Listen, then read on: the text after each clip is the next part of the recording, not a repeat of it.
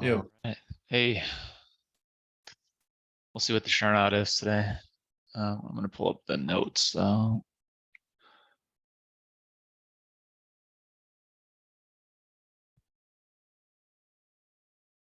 It may be fairly light today. We'll see. Yeah, I'm not sure. I don't know.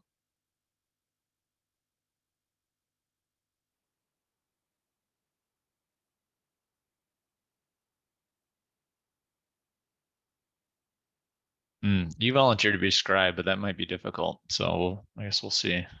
Just from my part, I mean, you can probably replace me for my part. Yeah, it's fine.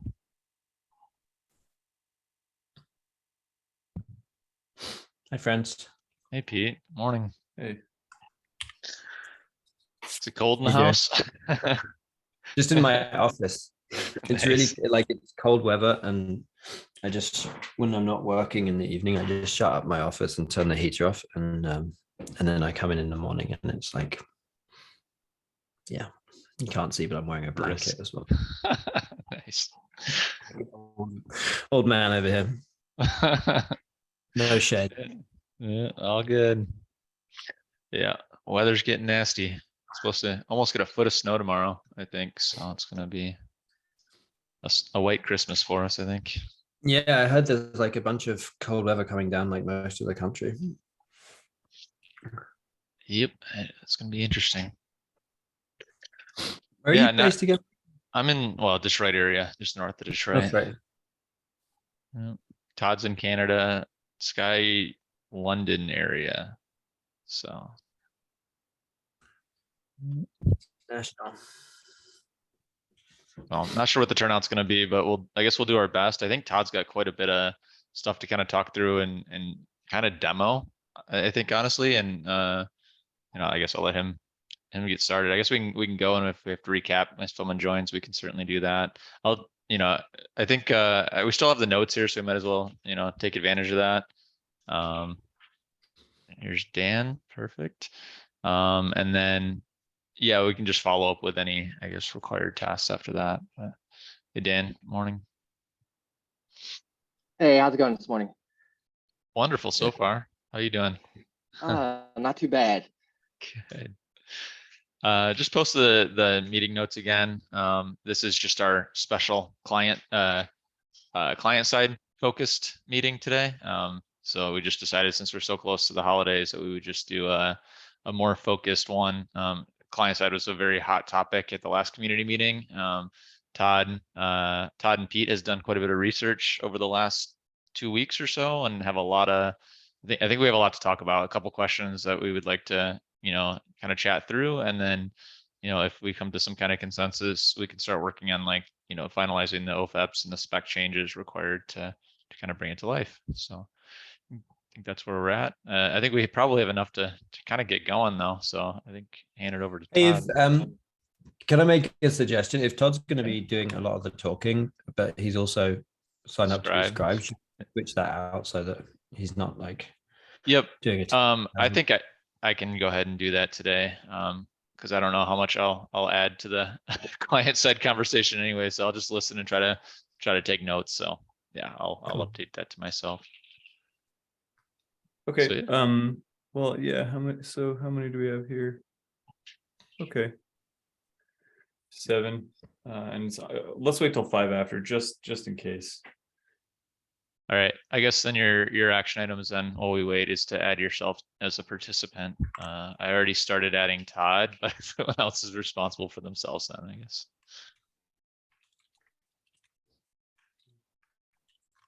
Too early. I can't spell my own name. It's all right. It's early and cold.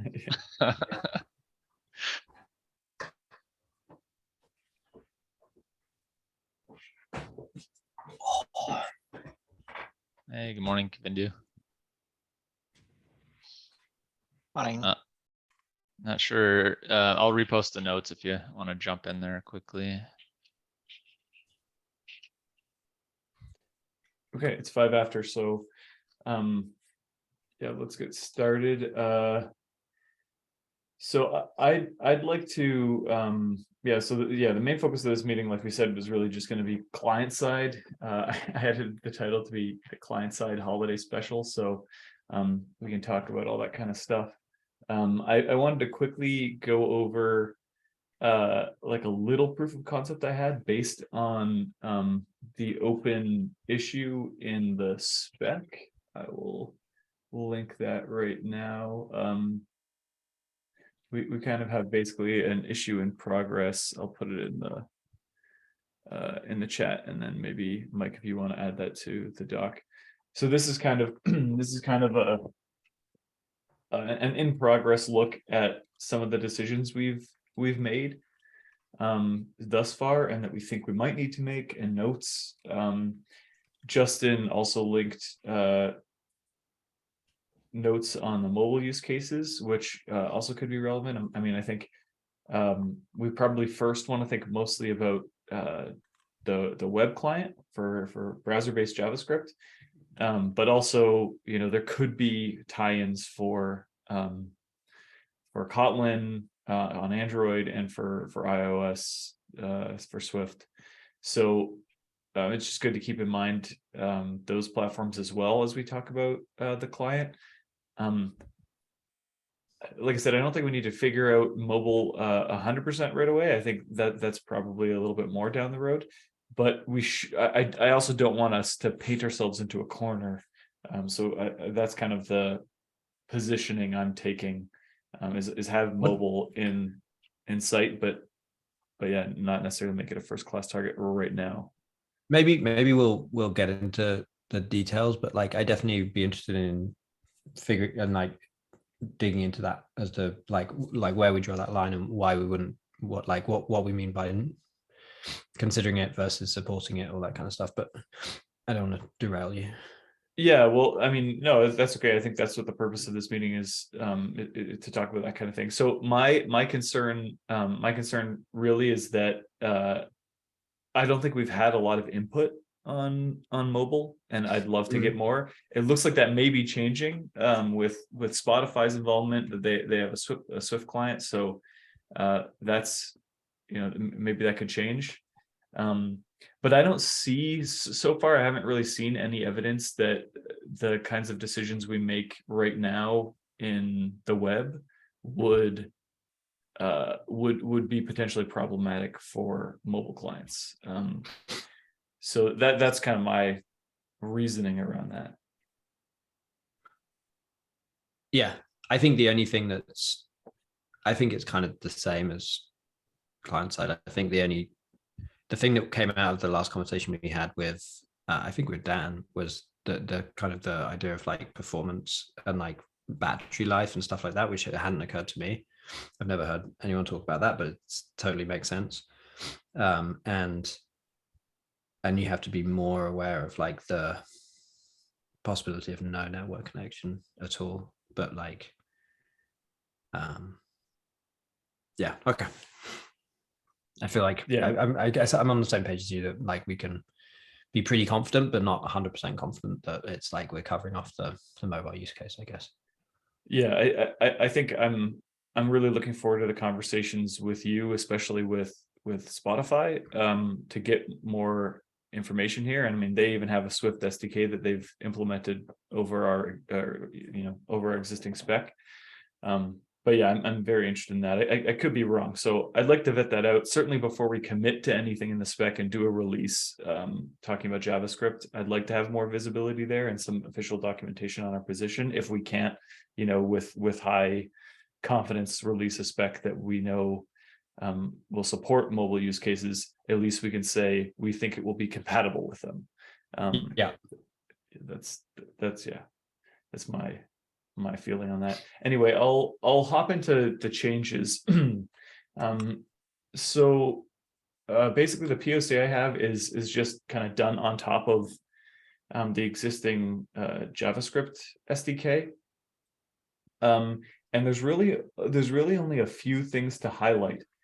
And some of these we may need to spec out and some we may not. So the main conclusion I've come to with our experimentation so far is really that in the web client context, things operate in more of a single user mode. So I'll share my screen and show you. I think two of the main consequences of that. So I've split basically the JavaScript SDK into a server and client. And this is mostly just to avoid having to redefine every single interface and only redefine the ones that that were impacted here with this change. And I'm not sure if this is how we want to do it long term. I'm not proposing, and I'm not opening a PR with this. This is really just for experimental purposes. But the main changes here are evaluation is synchronous. So you can see that this is not returning a promise. And the kind of caveat to that is that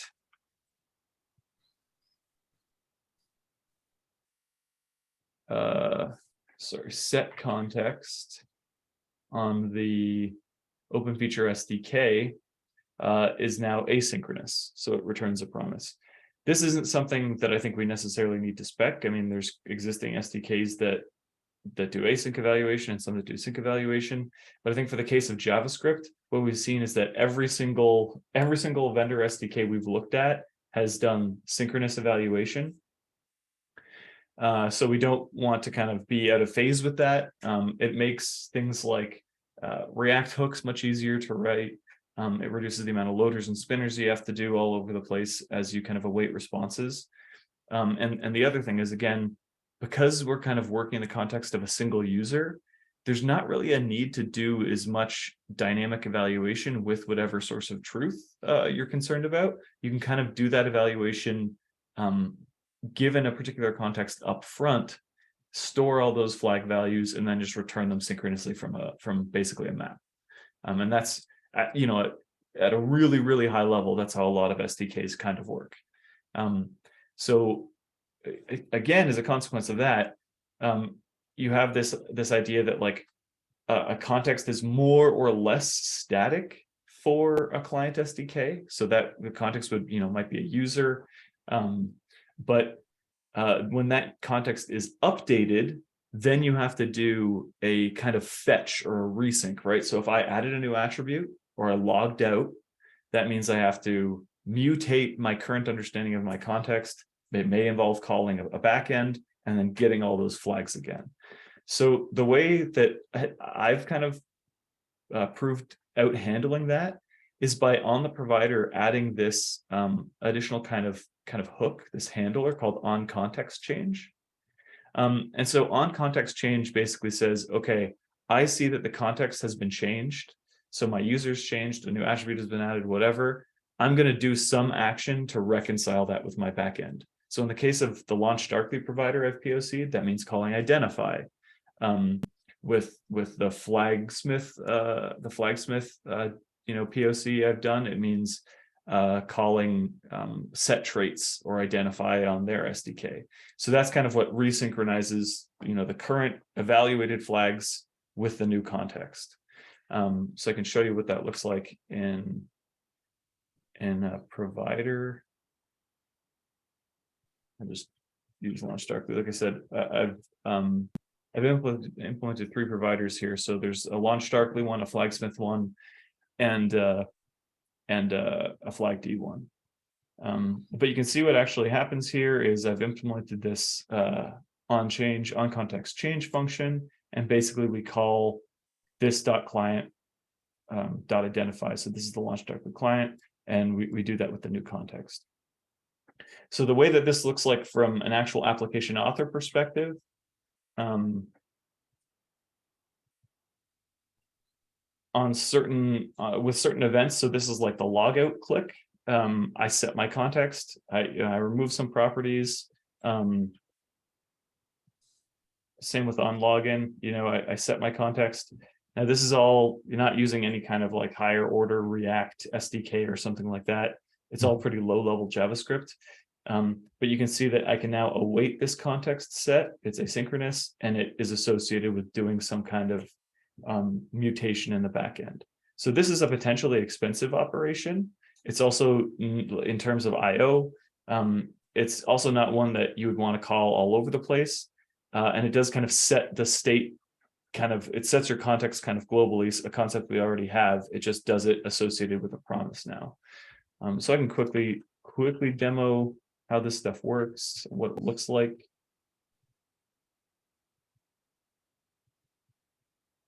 In the demo app. So if you guys don't remember the demo app, it's just kind of a toy with a lot of basic feature flagging.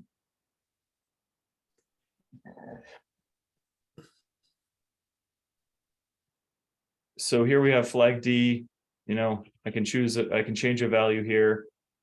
And this is kind of doing the same kind of bulk evaluation we're talking about. You can actually even see it in the network console. Just refresh. So we do a resolve all that resolves all our flags. You can see all the flags that are coming back in the response here. And then basically anytime we change a value here, we're not necessarily, in this case we did, but we're not necessarily calling the backend. Actually, no, we didn't here. Sorry. Close this. So you can see there's no more call to resolve all, because I've already resolved all of the flag values for this particular context. So then if I log in and my context has changed, doesn't really matter who I log in here as, but this is going to change my user's context. You can see now things turned yellow, and that's because my context, I'm now logged in. You can see this targeting rule has changed. And I'll show you again, kind of the same thing with launch darkly. So I'm logged out. And yeah, I'm logged out. We have no we have no email in the context. So the color hasn't changed. If I log in, the same kind of thing has happened here. With, oh, this is flagsmith launch, not launch directly, but I think you get the idea. So basically, every time we log in as a user, we kind of reevaluate the flags and get the flags for that particular context. Then when we log out, we again kind of clear those flags and fetch them again. So this kind of paradigm works fine with both flagsmith and launch darkly. You can see same thing here, launch darkly. I have a rule defined turning this UI yellow if I'm a user at the fast domain. If I log out, it's red again, obviously. And if I go to launch darkly and directly change this flag value,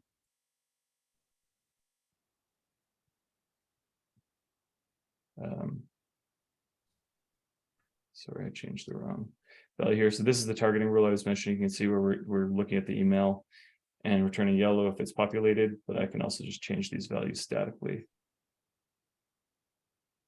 And you see the same kind of impact. I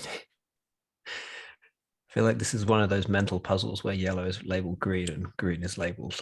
Yeah, that's one unfortunate thing. I actually was like, oh, maybe I should go back and just reassign these. No, I think it's better this make way. them kind of match. Great. Make sure we're um, paying attention. Yeah, but anyway, you can see that it kind of works. It kind of works the same way with every provider, and that's the whole point, right? So we're trying to build an API that more or less resembles the client SDKs we're seeing across vendors.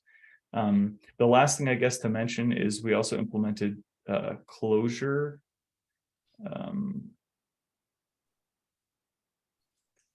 So there's a close function that the OpenFeature now the OpenFeature API object now exposes, and this shuts down a lot of the listeners and stuff associated with a particular provider. So I'm doing a whole bunch of console debugging.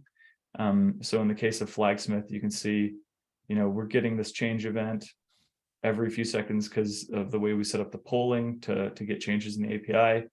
And when I switch to flag D, for instance, all stop. And that's just because I've now called the on close at the API level. Actually, in this case, I didn't explicitly call it, but when you switch a provider in the current implementation, it calls on close on the old provider. And I'll show you that implementation as well in the launch Darkly provider. So there's not much to it in the case of launch Darkly. You just call this.client close. And then in Flagsmith, it's somewhat similar. You're basically killing the polling. So we just do Flagsmith stop listening. This is especially important for the clients because of the way they work with events and with storing context. It's really important to shut down any of those listeners. Yeah, I think that's kind of what I wanted to demo at a high level. Does anybody have any questions? I've tried to outline all of the changes, and I know that was pretty fast. On the close, just at the technical level, is that async also, or is that synchronous? That's synchronous. I struggled a little bit in making that choice, and I mean, obviously it's not final, it's just a POC, but the only reason why I didn't make it async was because, at least in all the use cases I was looking at, it didn't seem like you'd be too interested in knowing when it was finished or being sure that it had finished. But maybe I'm wrong on that. For me, it seems like a mostly fire and forget concern. So even if there was an asynchronous method called in there, like I don't think you necessarily want to await it. But yeah, open to suggestions. I mean, if you made it, unless if it's not going to return a value, then it seems like it leaves more options for the implementer if you make it a promise, and then if they want to do something thoughtful, they can, and if it kind of just seems like it gives more options and it doesn't cost anything. Yeah, I guess you could make it a void promise and just always await it, or even or not await it if you don't care. So right, what about that? I don't know. Yeah, and I mean, I know I know from ours, I think it's asynchronous, but I actually don't know the trade-offs there either. I know what it does, like at the implementation level, it flushes the events, but I also don't know of a specific use case where you're really that worried about it. Yeah, I think probably it's the analytics, right? It's like you want to make sure that the analytics get chipped off. Yeah, I guess the question would be, what would you do if something fails? I mean, log, I suppose, but because that would be kind of the reason to await it, I suppose, is to look for a response and take some or action. if you're shutting down, if you're like closing an app, that might be if we want to make sure, before we just kill the process, maybe, and that's probably a good reason, honestly, to have a promise be returned. Yeah, that makes sense. Yeah, because you could be flushing some analytics and then just call process exit and not have waited for it. Todd, I don't know if this is something you've kind of thought about, but one of the things that I'm wondering about is what is the semantics around that awaiting for the context, for setting context? Would we want to kind of define what at what point that promise returns? Does it have to be that we've definitely got a new set of values? Or I mean, because I think there could be some devils in the details in terms of which when the providers return. I can't really think of it right now, apart from just I've got all the values or I haven't. But I think I see your point. I think what making that asynchronous does is it allows us to await that hook in the provider. So then the provider can decide when they're done, right? So in a way, we're pushing that decision down to the provider. I mean, it could return immediately, right? Or not. I'm just thinking kind of one of the goals for OpenFeature is to kind of essentially abstract over the different providers. And so if we leave the semantics totally loose, then it could be that, someone who's actually using OpenFeature would be if you're integrating with Launch Darkly, you got to be careful because like the context thing will actually return. But do you know what I mean? Like if it's not, I think in this example, I can't really think of what a provider would do apart from just like not wait until it has new values. But yeah, I think there could be some providers that I think there could be some providers that don't implement the function. So that may be a problem in the nature you're describing, right? Where some providers, for maybe everything they do is, yeah, I'm trying to imagine a situation because they couldn't be doing everything asynchronously in this world. But I wonder if there's some provider that would have no need to kind of refetch context, or do. I mean, I anything think with I'm pretty sure I remember at least one provider out there that like some open source thing or something that just did all the evaluation in process, and in that case it could return synchronously. But I think that's okay, right? Like then it can just return the promise immediately, or return the async, whatever it is, and then CloudBees actually does all the evaluation in process, even on the client. So they basically obfuscate a whole bunch of the targeting rules and run them all in the browser. But that's not really, I don't think that's really, that's a little bit orthogonal to the on change or on context change handler, because there is still, there would still be in this world, since the other thing that happens here is we removed context from the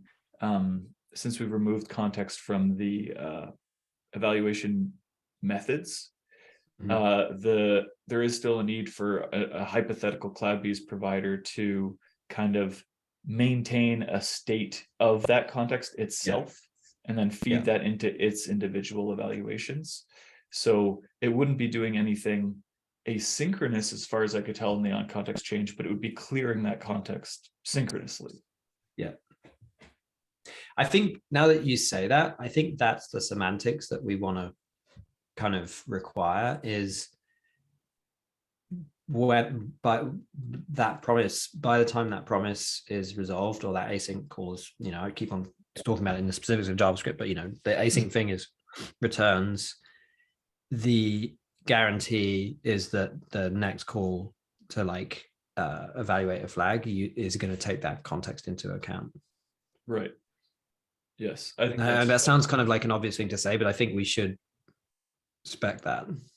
I mean, you're right. Like that would be the point of this method in the spec. We'd have to very explicitly say, like, the whole point of this method is before it's executed, you're in one context and you're evaluating, these you're doing these evaluations in the context of this user, even though contexts aren't really necessarily users. And after this method returns, you're doing it in the context of the next user. The other thing I've thought about a lot with this is the semantics of what happens if I don't await that method and then I call and evaluate. Like basically we're in between, like maybe a race condition. Context. Well, I don't think it's necessarily a race condition, because like for it's going to be, it's almost like a guaranteed thing to happen in like React, for example, in a lot of the ways that you would build it, where you log in, you're immediately rendering the next page, like almost in the same kind of turn of the event loop, and you've told the flag provider the context has changed, but you then immediately say like, hey, what color should this background be or whatever. And I think like we already have the stuff in the existing spec to support kind of like that flag provider saying like, here's the value, but it's an old value, or here's a default value. But I think we should think about like how much we require, again, like what we should kind of like specify, like how much we should specify versus like leave open to the providers what values they should return, or what extra kind of context is overloaded here, what extra reason they should return with that flag to say like, this is an old value, like when I did like a toy kind of implementation of this, I was thinking about the concept of like authoritative versus cached, or like stale versus fresh, or something like that. So that, because as an author, I would like the option, or as an application integrator, I would like the option to either show a spinner until I've got the new flags, or use the old value from the previous context. And yeah, so I think this is a solved, like it's solved in the spec, like we have all the tools to kind of solve it. I think the question that I'm kind of pondering is whether we should kind of define those semantics and like insist that the providers do it a certain way, or whether we should just totally leave it open to the providers. Because I think when we were talking to Dan about it, I think they're different. Like one of the things that occurred to me from that conversation is I think the semantics are probably different for different providers today, where some providers are going to return the old values, some providers are going to flip back to the default. I think with Split, they flip back to the control values until they, so I don't know. It's just something that we can figure out. I know from like a vendor, at least from the launch darkly side, we don't have the concept of stale in that case. Like if it's the flags that are there, that's what it knows about in memory. And when it's identified, it's called like to the SD. We don't currently have any ways that we expose it like to a public API saying, you called context, but these are still the old flags. It's either the old flags or they're overwritten in memory with the new flags. So that would be what would happen in that in between time where like I've told Launch Darkly that the context has changed, but Launch Darkly hasn't had a chance to pull down the new you would be using the flags that were already in memory. Yeah, right. So I think in Launch Darkly case, it uses those kind of like those stale flags from the previous context. I think other providers essentially just like clear out any kind of like things, and it would just use the defaults. And I don't know if we want to specify that, or just I think at the very least we should have a defined set of kind of like reasons that describe like it with some clear semantics, the distinction between like this is a default value versus this is like a previously evaluated but possibly stale value. Yeah, I think that's not a bad point. I think that's something we should probably dig into a little bit more, because I agree. I think those semantics are probably different provider to provider, and I think this is also, that particular issue is also going to be very relevant for mobile SDKs, where again you don't have an internet connection. Yeah. So there was two things I wanted to, well, one thing I wanted to highlight and one thing I wanted to specifically ask about the implementation I have here. So one of them is as a really kind of interesting and potentially problematic corollary to the whole, here's your context and you set it, and then it causes some potential side effect in the provider defined by this on-change handler. So in that paradigm, we essentially have the global context is one-to-one with the provider's cache, right? With the provider's resolved values. That means that we can no longer effectively set context in the clients themselves, because there's many clients, right? There's only one global context in OpenFeature, but there's n client contexts. And it becomes a problem if you can call client.setContext and you have n clients, and that context is supposed to somehow alter, and like, let's just use Launch Darkly, for example, Launch Darkly's single state, right? Because it's basically a one-to-many situation where we really kind of want to work in a one-to-one situation. So in my POC, I've completely removed setting context at the client level in the web SDK. And that's kind of a significant choice, I think, that I wanted to highlight. I don't think we're going to have a choice. I think we're going to have to do it globally, because I think there's going to be providers that can't, like that either can't or would have to basically rewrite their entire kind of like SDK for a given platform to support the idea of like different contexts for different things. And I kind of agree too. Yeah, I was talking through it. Sorry, Eloise. Yeah, go ahead. I think it's even conceptually the same, because more or less even we set like the context, we set it for one runtime.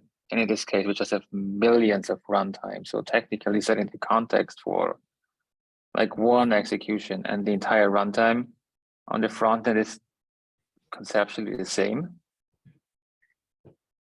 Yeah, So I think so. Either you remove it, or it just does pretty much the same thing. So one or the other way would result in the same. Because if I'm setting it in a Node.js application, yes, I'm sending it for all users who use those Node.js applications, but it's still on a per runtime basis, and it's pretty much the same with a browser. That it's just a million runtimes, and the two are equally the same. Yeah, but I mean, I think that the point that Todd's getting at is like depending on how you use OpenFeature, you could just fire up a new client for each like each little bit of the UI, for example, could have its own could have its own distinct client. And then, are you supposed to kind of like, are they supposed to have different contexts, or are they supposed to kind of like just have like the shared context?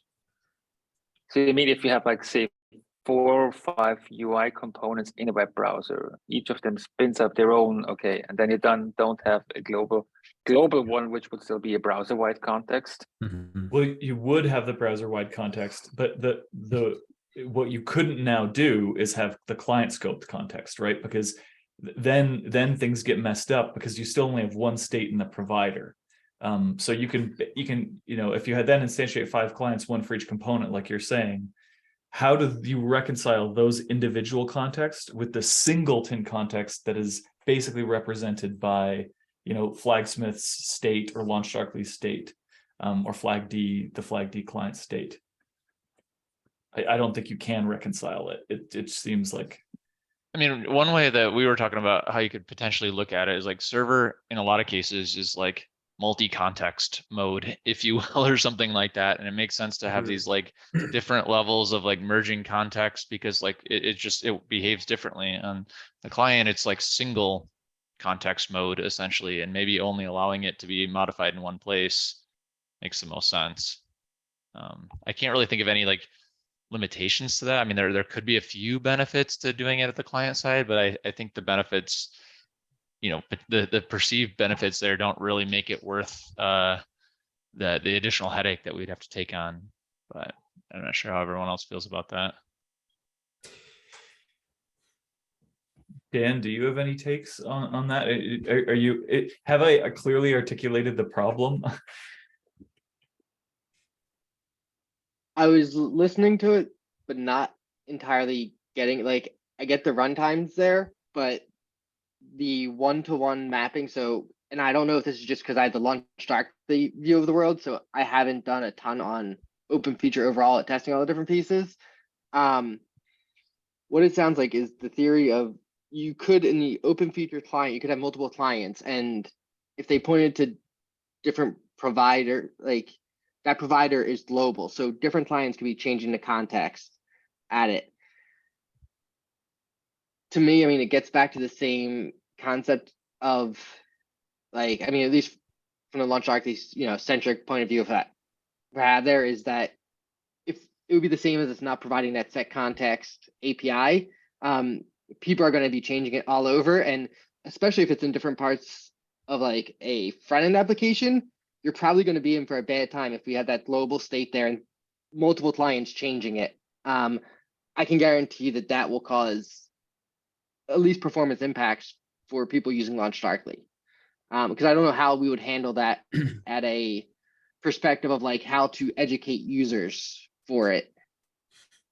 I mean, I think that even beyond the performance impacts, like if you've got like, let's say you subscribe to like an event stream for like this context, like I think there'd be cases where just like the SDK is for the providers, like, well, we can't subscribe to, like, we don't support subscribing to like multiple event streams. Like, Yeah. we don't have like a way of demarxing these event streams, or we don't have a way of like doing multiple like identify calls for different contexts at the same time. Yeah, So- it basically, you don't, like, for this to work in LaunchDarkly or Flagsmith or even the Flag D SDK that we have, you'd basically need to be able to have different states. Like the only way to make this work would be if LaunchDarkly said, you can have multiple users logged in and here's how you identify them, which I think would be a mess. And I don't know of any SDK that supports that.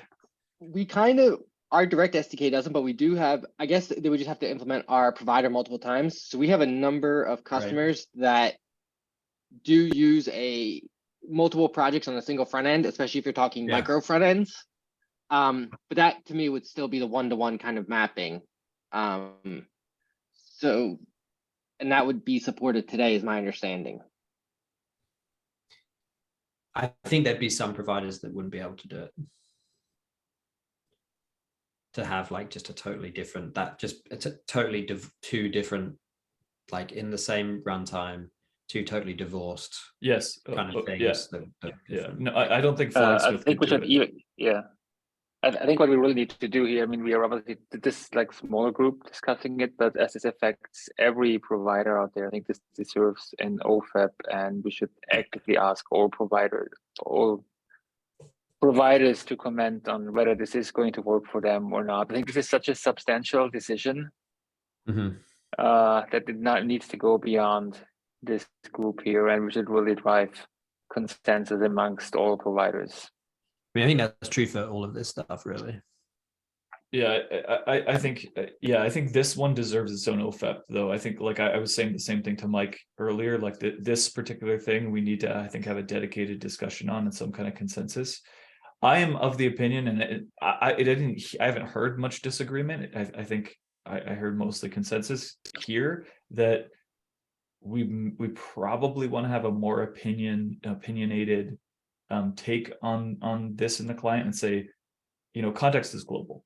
Context is global, and it's only global, and there's no client context, and there's a one-to-one between the global static kind of context and the state maintained and client-side providers. But yeah, I want to have that vetted by the community, like Alois is kind of saying. Yep, I took a note of it and added you as the topic owner. Hopefully you're okay with that one, but I think that was kind of part of your plan anyways. My other specific question was going to be pointed to Dan again. So Dan, like one of the things that I've heard in meetings with you, but also with Ryan from LaunchDarkly, and again, I think it's not a unique concern to LaunchDarkly. You see the same thing in Flagsmith, for instance, because that identify call is expensive, that one that kind of sets who the user is, and because it's asynchronous, that's kind of what I've abstracted behind this asynchronous global set context. So from an API perspective and a usability perspective, having one like a top level async call that on a login or on a logout you call to set your context and change your user, and then you await that if you want to, whatever. Does that kind of make sense from a like educating your users perspective? Like that's one of the things you mentioned before as a concern. Do you think the API is logical? From what I've seen of it, that API makes sense to me. I mean, because we have to expose at some point that people can change the context because there's valid reasons to. I think from our perspective, we just always wanted it to be intentional, so that we can then talk to users around that. Like when you do this, as you're saying, it's IO, we're flushing events, we're getting new flags, like there is performance associated with it. So there's going to be certain times you want to do it, but it's just not one of those, we go back to using the timestamp example. You don't want to feed it in the timestamp constantly because that's going to cause problems. Right. Yeah, you'd have to go out of your way, I think, in this case to do that on accident. So, okay. Yeah, it makes sense. Which can still happen, but at least we can, build documentation around this as like, if you're implementing the OpenFeature client, here's what to expect with using it.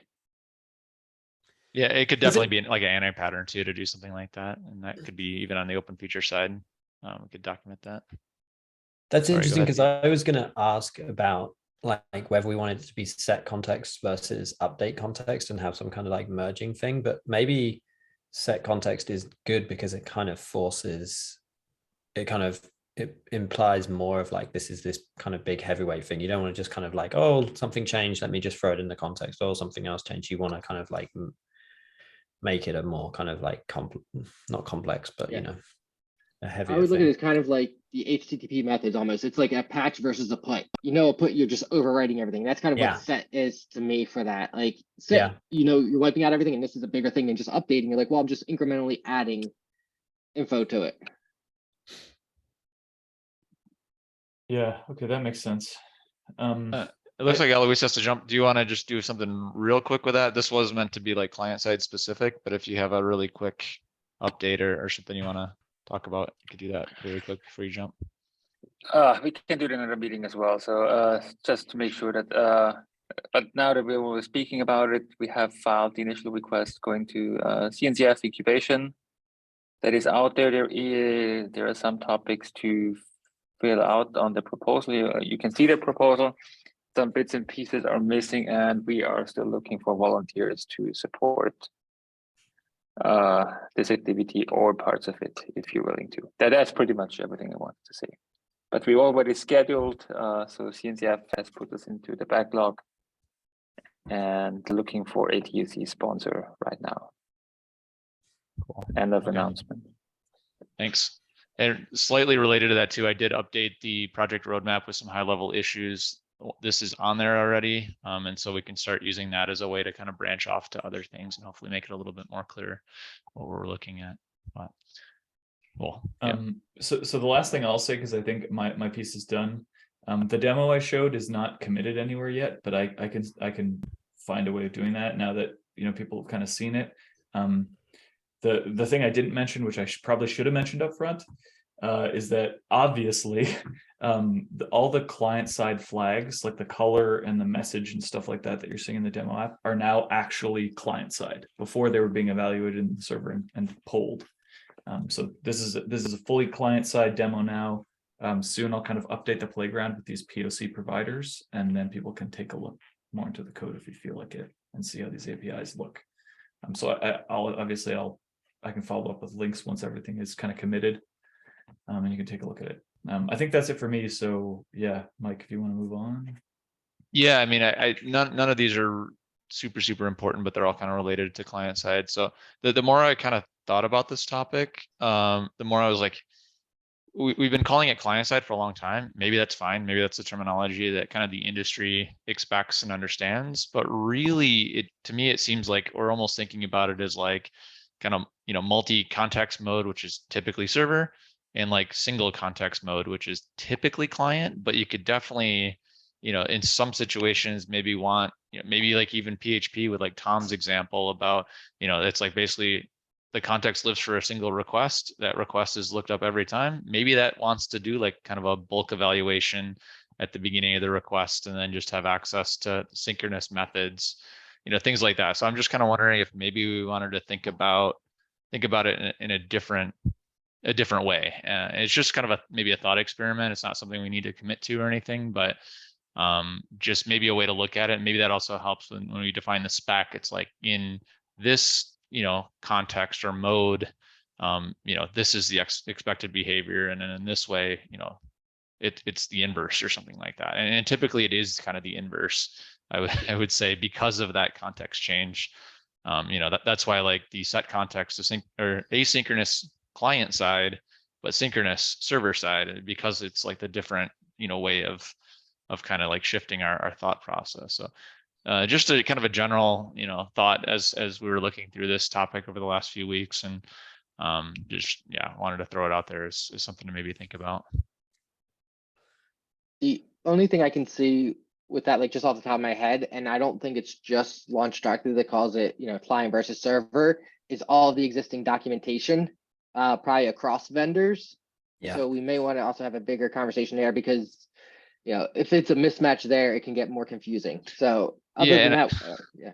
You're right. I mean, and I think that's probably the reason to stay with that terminology, but maybe even just for us thinking internally about like the problem itself is more, that's the thought process. It doesn't really matter. Like you could have like a client, like even if looking at Launch Darkly, they have client side stuff and they make very special notes like this is node in client mode or whatever. Yep. And so, it's just maybe a way to think about it for maybe us, and maybe it has nothing to do with documentation or public marketing of this. But yeah, maybe I mean, for the even spec. could be. sorry, I was just gonna say it could even be a good idea overall. Like I agree with it. I mean, we do have a lot of call outs of trying to explain single versus multi-context. I just think it's, we got to figure out the documentation part and keeping everything in sync. Sure. I think, yeah, client, like users understand client server, so maybe we're just keeping with that terminology, but yeah, just something to maybe think about as we work through spec and certain things internally, maybe a way to look at it. Another thing is dependencies, especially with extensions, like so say you implement some kind of hook or something. If that hook calls browser primitives or browser native functions, it's only going to work. Like you probably want to say this is compatible with the web SDK. Saying that it's compatible with the single user SDK doesn't kind of implicitly tie it to certain runtime artifacts and APIs, which I think is you're going to have to do to an extent. Yeah, maybe it's more for kind of spec. like a separate thing though. Like are you using like a certain like because yeah, I think I don't know. I think that's like a separate thing of like which I guess maybe is your point is like it's to distinguish between this is like client side, like it uses a browser based thing versus client side, like it operates in the kind of single. Exactly, because that dependency is going to have to target either the JS SDK or the web SDK, right? Like so then you're choosing one dependency to use, and it's going to it has a different API, and then if that dependency has local storage, I mean, like I said, you can't use the to use the JSDK is kind of not going to work because then somebody's going to try and implement it in their Node app and it just won't work. There's going to be a whole other meeting just about JavaScript. Not are just JavaScript. yeah. I don't think we're going to have time to talk about it, but definitely something that I would love to dig into more is like, what is this? Is the idea that this is like you're in one mode or the other mode, like literally it's two different SDKs, or would you be able to like kind of mix mode things where you could kind of like would you prevent like how the heck does that work? I did send a proposal, or like not a proposal. I sent like a quick blurb to Mike earlier that was like, well, what if we just had in the JS SDK OpenFeature.get single user client, and that single user client had these APIs on it, no evaluation, context per evaluation, synchronous evaluation. I mean, I don't necessarily think that's the right way to go, but it's an interesting thing to think about. I think again, I don't think it would be possible because of the kind of like the fact that some of the providers are kind of global terms and they're like I don't think it'd be possible, but my head hurts a little bit trying to think of like how you would support the idea. It could be like a factory, but yeah, I mean that's kind of what Split does. Like they have like a factory, and you could spit back asynchronous or async, but it doesn't.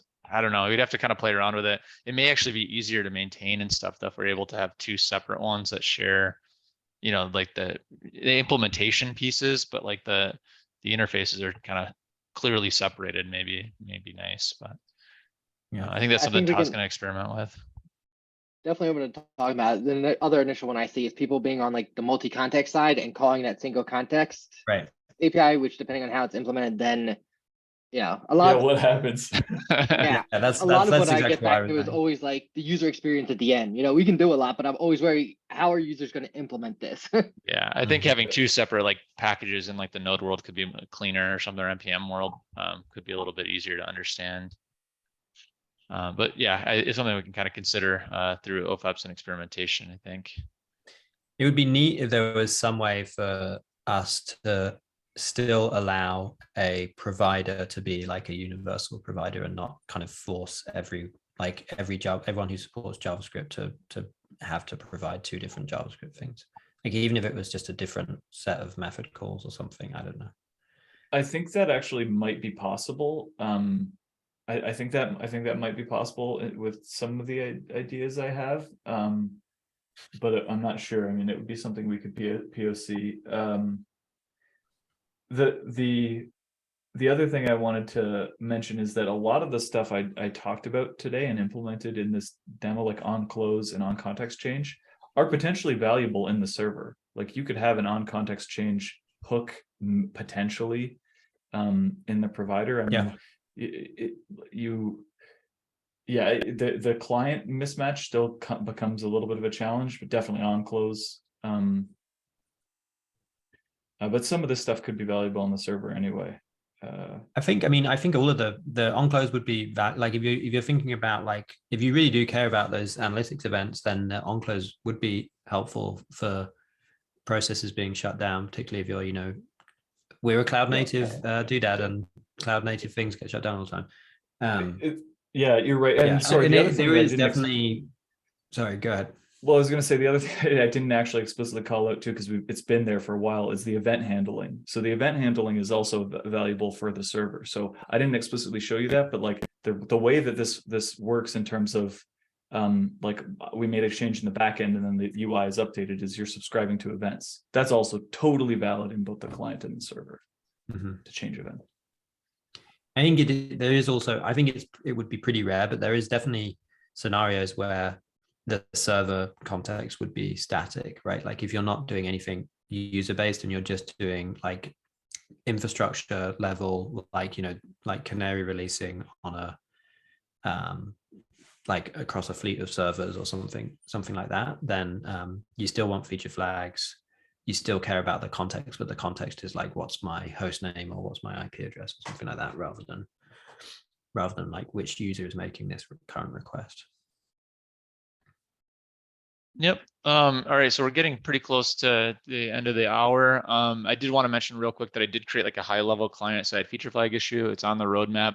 I believe I put it in the .github repo, which is kind of weird, but I thought that that's a good like org level place for it. And then we can obviously link to all of the other, repos that need to have, associated work with it. I think Todd is going to basically go through what we talked about today and make sure all those OFEPs that are related are up to date. And I think probably throw them in like the Slack channel or something once they're ready, to make it a little bit more, get people, give some awareness, I suppose, so people have a chance to look at it. I would expect the contribution level to probably be a little low over the next week and a half. So I guess maybe if we can get it out before that and just not expect much, and maybe re-promote it in January. And then hopefully if we can get some, yeah, exactly. I think that's the case for a lot of people. So yeah, if we could basically, in January, especially if we, make sure that everyone has their chance to get their last kind of say in there, we can get those things merged and move on to the spec and then implementation. So I think it should move relatively quickly. There's not a ton of open questions, I think, and proven that we can make it work across multiple SDKs, and it seems to work pretty well and fit into a lot of the existing, like, I guess the way a lot of tools are already doing it. So expectations of developers. Yeah. Anything else? Any last thoughts? Thanks for doing all the work, Todd. Yeah, nicely done. And that Spotify thing's super cool. So I'm really looking forward to hearing what you guys find out from those guys. Well, I think we might end up pushing it out a little later because the dates aren't going to work for Todd, I think, and I think it would be really good for Todd to be there. So it might be in the new year. That might need to push it out to the new year before we talk to them.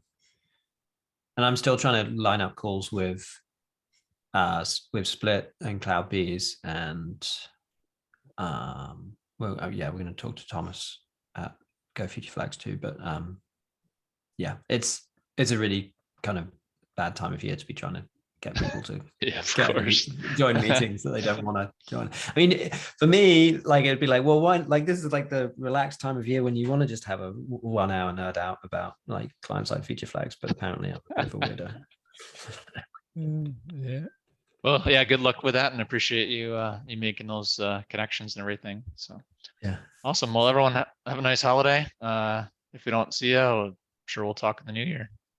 Yeah, and don't give me too much credit, because I've been bugging a lot of people about this stuff, and lots of people have like contributed input, and I mean, I appreciate all the legwork that you and other people have done with meetings too. So yeah, it's a group effort. Takes a village. Yep. All right, good stuff. All right, have a nice holiday. We'll talk to you later. Happy holidays, everyone. Thanks, everyone. Happy holidays. Have a good one. Yeah.